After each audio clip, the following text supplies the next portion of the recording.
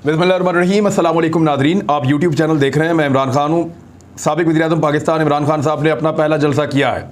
उनकी ये पहली पब्लिक अपीयरेंस थी। सामने आकर फिज़िकली वो जलसे के अंदर खड़े हुए। इससे पहले वो बनी गाला चले गए थे और फिर उनकी एक्टिविटीज़ बनी गाला में ही थी। एतवार को जब पूरा पाकिस्तान बाहर आ गया, पाकिस्तान के 50 शहरों में और दुनिया के दर्जनों ममालिक के अंदर जब बड़े बड़े एहतजाज हुए उनको निकाले जाने के मामले के ऊपर, और लोगों ने इम्पोर्टेड हुकूमत नामंजूर का नारा लगाया, और ये ट्रेंड 20 मुल्कों में चल रहा है, 17 मुल्कों में टॉप ट्रेंड कर रहा है।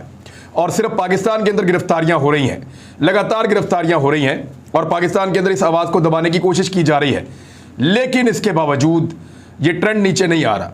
इमरान खान साहब ने आज इस ट्रेंड पे नारे भी लगाए और उन्होंने कहा इम्पोर्टेड हुकूमत तो अवाम का सैलाब बोलता था कि नामंजूर। वो कहते थे इम्पोर्टेड हुकूमत तो अवाम का सैलाब बोलता था कि नामंजूर। सूरत हाल जो है वो उतनी आसान नहीं रही। मैंने आज से लगभग 1 साल पहले शायद, और एक मरतबा नहीं कई मरतबा मैंने कई टीवी प्रोग्राम में कहा, बल्कि वसीम बदामी के प्रोग्राम में तो बड़ा क्लियरली कहा, और उसको लोग अभी शेयर भी कर रहे हैं। मैंने कहा था कि इसको जिस दिन आप निकालोगे तो ये आपको पूछेगा नहीं कि मुझे क्यों निकाला, ये आपको बताएगा कि मुझे क्यों निकाला। मैंने कहा था, और ये बात अब नहीं कह रहा मैं, ये मैंने बहुत पहले कही थी कि ये आपसे नहीं पूछेगा कि मुझे क्यों निकाला, ये आपको बताएगा कि मुझे क्यों निकाला। और फिर ये बनी गाला में चुप करके बैठ के हैप्पी बर्थडे टू यू नहीं करेगा। ये बाहर निकलेगा सड़कों पे, इसका क्राउड बाहर निकलेगा और पूरे पाकिस्तान के अंदर ये एक मुसीबत डाल देंगे। ऐसा तजर्बा मत कीजिएगा। मैंने कहा था, समझाया था, ऑफ द रिकॉर्ड भी और ऑन द रिकॉर्ड भी मैं ये बात करता रहा हूं तमाम दोस्तों को कि ना करना कोई पंगा, ये गले पड़ जाएगा और ये ढोल आपसे नहीं बजाया जाएगा। और वही हो गया। पेशावर का जलसा जो है उसने इस खित्ते की तारीख के इस एरिया में होने वाले तमाम जलसों का रिकॉर्ड तोड़ दिया है। इतना बड़ा जलसा कभी किसी ने सोचा ही नहीं, इतना बड़ा जलसा कभी किसी ने देखा ही नहीं। कुछ हमारे सहाफ़ी दोस्त हैं, उन्होंने तस्वीरें शेयर की कि ये पेशावर का इमरान खान का छोटा जलसा है। जब उनको क्लोज करके देखा तो फजलुर रहमान के झंडे लोगों ने पकड़े हुए थे।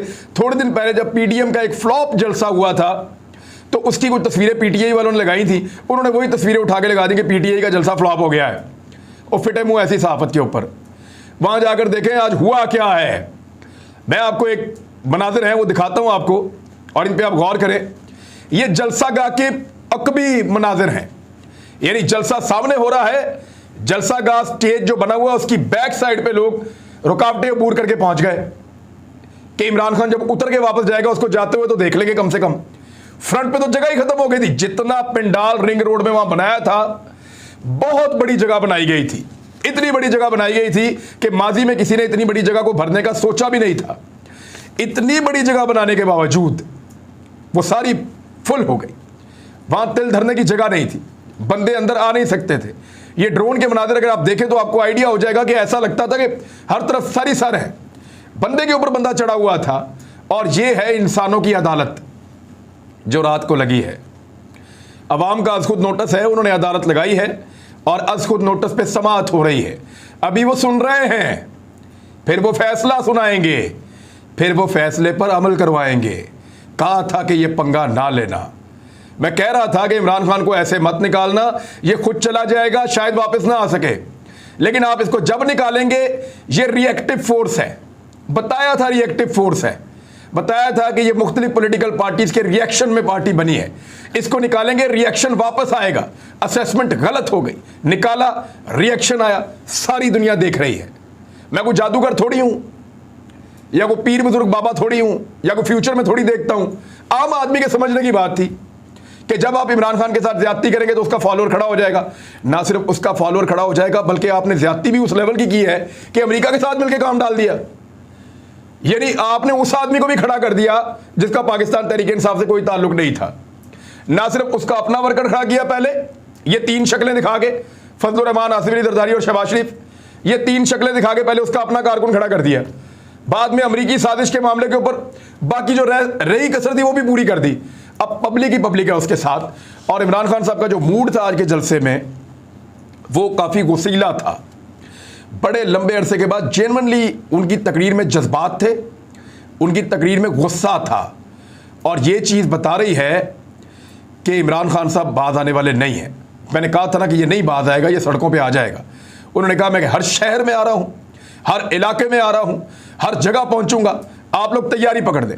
और नई स्ट्रेटजी आप देखिए उनकी क्या है। उन्होंने कहा मैं आप कराची जा रहा हूं जलसा करने के लिए। मैं कराची में जिस वक्त जलसा कर रहा हूंगा ना, उस वक्त पूरा पाकिस्तान सड़कों पे होना चाहिए। तो अब लगेगा तमाशा इंपोर्टेड हुकूमत का। ये जो ट्रेंड है ना, ये गले की हड्डी बन गया, निकल ही नहीं रहा। 7वां दिन शुरू हो गया आज, ट्रेंड ही नहीं खत्म हो रहा इनसे, कर ही नहीं पा रहे। हर किस्म की कोशिश करके देख ली, हर काम करके देख लिया, ये ट्रेंड सिर्फ एक सूरत खत्म होगा कि आप इंपोर्टेड हुकूमत ही खत्म कर दें, वरना ये ट्रेंड भी रहेगा और ये इंपोर्टेड हुकूमत भी चलती रहेगी। और हुकूमत जो कारनामे कर रही है वो तो आपके सामने है। जो पहला दावा किया था, जो पहली डींग मारी थी शहबाज शरीफ ने कि 10% तनख्वाहें बढ़ाई हैं, वो तो उन्होंने वापस ले लिया। घी की कीमत उन्होंने बढ़ा दी, चीनी की कीमत उन्होंने बढ़ा दी। और क्यों बढ़ाई पता आपको? इन्होंने जो पैसा दिया था ना, क्योंकि ये सारे शुगर माफिया वाले लोग हैं। जरदारी साहब का क्या कारोबार है? सब लोगों का, इनके आसपास जितने हैं, शुगर का। शरीफ खानदान का क्या कारोबार है? इनके यारों दोस्तों का सबका क्या कारोबार है? शुगर का। जहांगीर तरीन का क्या कारोबार है, जो इमरान खान के खिलाफ अपना ग्रुप लेकर खड़े हैं? शुगर का। तो ये सारे शुगर माफिया के लोग हैं। और शुगर मिलों के अंदर आपको पता है अरबों रुपया पड़ा हुआ होता है। तो इन्होंने वहां से पैसा निकाला और वो पैसा मुबैना तौर पर दिया उन सारे मुनरिफ अराकीन को, और उनको खरीद लिया। अब जब उनको खरीद लिया तो ये पैसा भी तो वापस लेना है ना। तो ये पैसा वापस कैसे आएगा? आपको पता है कि अगर चीनी की कीमत 2 रुपए किलो बढ़ जाए तो उससे कितना बड़ा मुनाफा होता है इस माफिया को, कितना बड़ा मुनाफा होता है।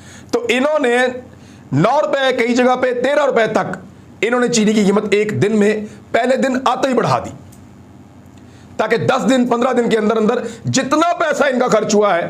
क्योंकि रमजान में आपको पता है चीनी का इस्तेमाल, लोग शरबत बनाते हैं, बहुत सारे जूसेस बनाते हैं, चीज़ें बनाते हैं, अब मीठा बनाते हैं, तो रमजान में बहुत ज़्यादा इस्तेमाल हो जाता है चीनी का। और लोग राशन बांटते भी हैं, तो चीनी बहुत ज़्यादा बिकती है रमजान में। तो इन्होंने किया ये, आप फ्रॉड चेक करें और लेवल चेक करें कि इन्होंने चीनी की कीमत बढ़ा के ये 2 हफ्ते के अंदर जितना पैसा इन्होंने लगाया इमरान खान को निकालने के ऊपर, वो सारा इन्होंने पूरा कर देना, और मुनाफे के साथ। यानी जो लोग बिके और जिन्होंने लोग खरीदे, हॉर्स ट्रेडिंग जो हुई, उसका बिल भी पब्लिक को डाल दिया इन्होंने। ये है, इसीलिए तो डरते नहीं है पैसा खर्च करने से। इनको पता है कि इक्तदार में आके पैसा बनाना कैसे है।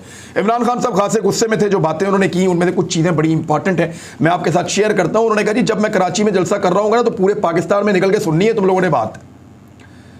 और अब बड़ी बड़ी स्क्रीनें लगेंगी हर शहर के अंदर, हर शहर के अंदर बंदोबस्त किया जाएगा। जलसा कराची में हो रहा होगा और सामईन पूरे पाकिस्तान में होंगे। और फिर इसी तरह जब वो लाहौर में आएंगे तो जलसा लाहौर में हो रहा होगा और सामईन पूरे पाकिस्तान के अंदर होंगे। अब ये एक नए तर्ज की सियासत शुरू होगी। या लीडर तरले कर रहा होता है, बंदे इकट्ठे कर रहा होता है। जितना बड़ा जलसा ये इमरान खान का था ना, इसका तो कोई मिसाल ही नहीं है। जलसे की बैक साइड में जितने बंदे थे ना, ये पीडीएम की 13-14 जमातों ने मिलकर जब जलसे किए तो उतने बंदे ये इकट्ठे नहीं कर सके। जितना बड़ा जलसा पीडीएम की 13-14 जमातें इस वक्त मिलकर कर सकती हैं, या पहले जो 11 जमातें मिलकर जितना बड़ा जलसा करती थी पीडीएम का, उससे ज्यादा लोग इमरान खान की आज के जलसे का जो स्टेज था उसकी बैक साइड पे खड़े इंतजार कर रहे थे एक झलक देखने के लिए। ये क्या कर दिया आपने? ये क्या कर दिया? अच्छा खासा मामला चल रहा था, सब तरफ ठीक था, आपने जानबूझकर एक ऐसी मुसीबत खड़ी कर ली है जो अब गले पड़ी है। इन सारी पॉलिटिकल पार्टीज को अब ये सोच पड़ गई है कि करेंगे क्या, बचेंगे कैसे।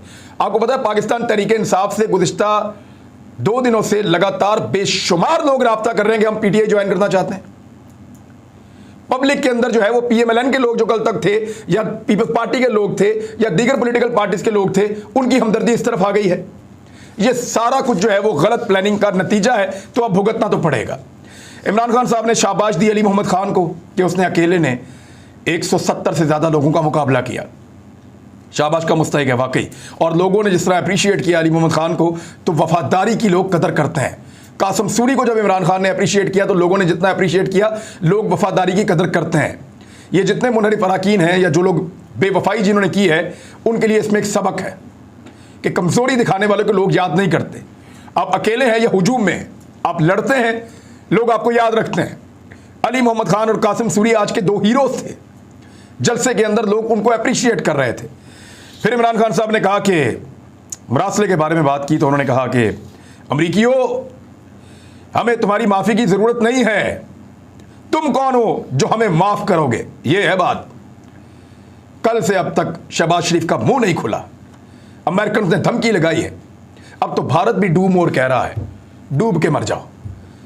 कल तक जो अमेरिका कहता था डू मोर, वो अब भारत भी डू मोर कह रहा है, और मुंह नहीं खुल रहा पाकिस्तान के वजीर आजम का। चुप करके बैठा हुआ मीसना बन के, बोलता क्यों नहीं है? बोलो भारत के खिलाफ तो बोलो, उन्होंने हमारे नौजवानों को शहीद किया है। बोलो भारत को जवाब दो, हमारे यहां पे लोग कितने सारे शहीद हो गए, पाकिस्तान में जगह जगह पे लाशें पड़ी हुई थी इनकी फैलाई हुई दहशतगर्दी की वजह से। आपकी जुबान नहीं खुलती क्योंकि भारत और अमेरिका मिलकर हुक्म दे रहे हैं, तो भिखारी जो है वो वैसे ही बोल नहीं सकते। अब अमरीकियों को इमरान खान साहब ने साफ जवाब दिया, उन्होंने कहा तुम्हें जरूरत पड़ी हुई है और आदत पड़ी हुई है तुम्हें शरीफों और जरदारियों की, मैं ऐसा नहीं हूं। उन्होंने अपने लोगों से कहा, इमरान खान साहब ने, कि साबित करो कि तुम गुलाम नहीं हो। इन्होंने कहा कि तुम गुलाम हो, लेकिन साबित करो कि तुम गुलाम नहीं हो, और यह तुम्हें साबित करना पड़ेगा। और जो बड़ा एक ऐलान इमरान खान ने किया इस जलसे के अंदर, वो ये था कि हकीकी आज़ादी की जंग का मैं आज से ऐलान कर रहा हूं। देखिए, आज तक जितने पाकिस्तान में पॉलिटिकल इवेंट्स होते रहे हैं, उनके अंदर पॉलिटिकल पार्टीज को निशाना बनाती रही हैं। करप्शन पे हो गया, गवर्नेंस पे हो गया। आज़ादी पे पाकिस्तान में कोई इलेक्शन नहीं हुआ 1947 के बाद से लेकर अब तक।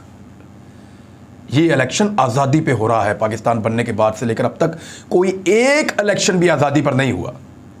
अगर इमरान खान इस इलेक्शन को आज़ादी के ऊपर लड़ रहे हैं, या साम्राज्य के खिलाफ लड़ रहे हैं, या इंपोर्टेड हुकूमत के खिलाफ लड़ रहे हैं, तो पब्लिक का रिएक्शन और उनका रिस्पॉन्ड वो बिल्कुल मुख्तलिफ होगा। फिर इमरान खान साहब ने कहा कि नारे खुद लगवाए कि इंपोर्टेड हुकूमत नामंजूर, और जलसे के बारे में बताया कि कराची में जलसा कैसे करूंगा। उन्होंने कहा कि अगर साजिश को कामयाब होने दिया ना मैंने, तो फिर आने वाली नस्लें हमें कभी माफ़ नहीं करेंगी। आदमी गरीब हो, जितना भी गरीब हो, अगर गैरतमंद हो तो लोग उसकी इज्जत करते हैं, वरना लोग इज्जत नहीं करते। फिर सोशल मीडिया पर उन्होंने कहा क्रैकडाउन किया जा रहा है, लेकिन शहबाज शरीफ को उन्होंने ये भी कहा कि जिस दिन मैंने कॉल दी ना, तो तुम्हें छुपने की जगह भी नहीं मिलेगी। नवाज शरीफ किसी गलतफहमी में ना रहना, मैं और मेरी कौम तुम्हारा इंतजार कर रहे हैं। मियाँ साहब के लिए बड़ा मुश्किल है। एक सिनेरियो आप सोचें कि मियाँ साहब पाकिस्तान उतरे, मसनूई गिरफ्तारी दें और सोच रहे हो कि हम जमानत करवा लेंगे, ऊपर से हुकूमत गिर जाए। अब निगरान हुकूमत में तो जमानत होने से रही, और फिर मियाँ साहब पाकिस्तान बाहर जाने से रहे, और फिर अगर इमरान खान इलेक्शन जीत गया तो मियाँ साहब फिर जेल में। तो सबसे बड़ा लूजर कौन हो जाएगा? तो मियाँ साहब को मेरे ख्याल में अभी पाकिस्तान वापस नहीं आना चाहिए, लेकिन वो ये रिस्क ले सकते हैं। अगर वो आना चाहें तो वो फिर आ सकते हैं। मुशर्रफ ने एनआरओ दिया था, अब ये दूसरे एनआरओ की तलाश में है। मैं सड़कों पर निकलूंगा, हर शहर में निकलूंगा, हम तुमसे जबरदस्ती इलेक्शन करवाएंगे। तुम इलेक्शन से भाग रहे हो, 3 साल कहते रहे कि इलेक्शन में आ, इलेक्शन में आ। आओगे तो इमरान खान को डंडे पड़ेंगे, अंडे पड़ेंगे, सब मिल जाओ इलेक्शन में, इकट्ठे हो जाओ, ये कौम तुम्हें हमेशा के लिए दफन कर देगी। फिर इमरान खान साहब ने कहा कि अमेरिका ने हमारे साथ बड़ी ज्यादतियां की हैं, इनकी जबान नहीं खुलती थी ड्रोन हमलों के खिलाफ। सलाला में हमारे फौजी शहीद किए। मैं जाके एक वो जड़ी नौजवान बेवा थी, कहते मैं उनसे मिला तो उसके बाद छोटा सा बच्चा भी था, तो उसने कहा कि मेरे दिल के अंदर इस वक्त इतना गुस्सा है कि जिनके लिए हम जंग लड़े उन्होंने मेरे शौहर को शहीद कर दिया। तो इमरान खान साहब ने फौजियों के हक में आवाज़ उठाई, उनके हक में भी बात की, लेकिन अदलिया के हवाले से उन्होंने एक बहुत इंपॉर्टेंट बात की है। उन्होंने कहा कि मैं अदलिया से एक सवाल करता हूँ और ये सवाल पाकिस्तान की अदलिया का पीछा करेगा।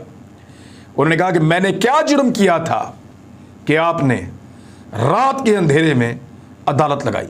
अब ये एक ऐसा सवाल है जो पाकिस्तान की अदलिया का ऐसे ही पीछा करेगा जैसे मलक कयूम साहब की कॉल पीछा कर रही है, जैसे जुल्फ़िकार अली भुट्टो का कत्ल जो है वो पीछा कर रहा है। ऐसे ही ये सवाल अदलिया का पीछा करेगा कि आधी रात को आपने कब कब अदालत लगाई, और सिर्फ एक वज़ीर आज़म को जब निकालना था तो आधी रात को अदालत लगा दी, हालांकि उसने कोई गैर आईनी काम उस दिन नहीं किया था।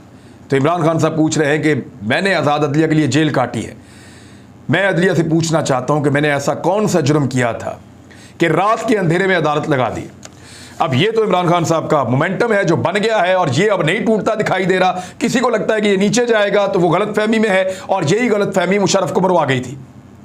अगर आज कोई दोबारा ये गलतफहमी करता है तो ये मोमेंटम बढ़ेगा, ऊपर जाएगा। ट्विटर के ऊपर, सोशल मीडिया के ऊपर, गलियों में, सड़कों पे, हर जगह होने वाली डिस्कशन में आपको नजर आ रहा है कि इस चीज का मोमेंटम बढ़ रहा है। इलेक्शन के अलावा कोई और रास्ता नहीं है।